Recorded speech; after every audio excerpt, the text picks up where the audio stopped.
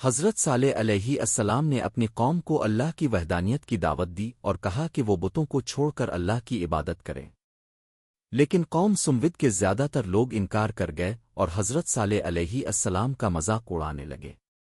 حضرت صالح علیہ السلام نے قوم کو نصیحت کی کہ اگر وہ باز نہ آئے تو اللہ کا عذاب ان پر نازل ہوگا۔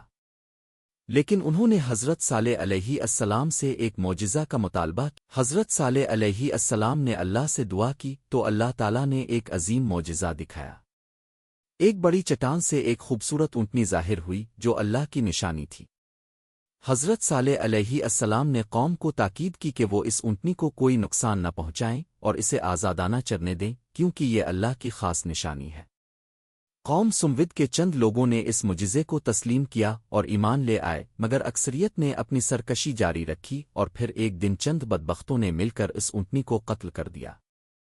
حضرت صالح علیہ السلام نے قوم سمود کو اس ظلم کی سزا کے بارے میں خبردار کیا اور کہا کہ 3 دن کے اندر اللہ کا عذاب ان پر نازل ہوگا۔ لیکن وہ لوگ اپنی ضد پر قائم رہے اور حضرت صالح علیہ السلام کو جھوٹا قرار دیتے رہے۔ 3 دن گزرنے کے بعد اللہ کا عذاب نازل ہوا اور ایک زوردار چیخ کے ساتھ پوری قوم تباہ و برباد ہو گئی۔ صرف وہ لوگ بچ گئے جنہوں نے حضرت صالح علیہ السلام پر ایمان لایا تھا۔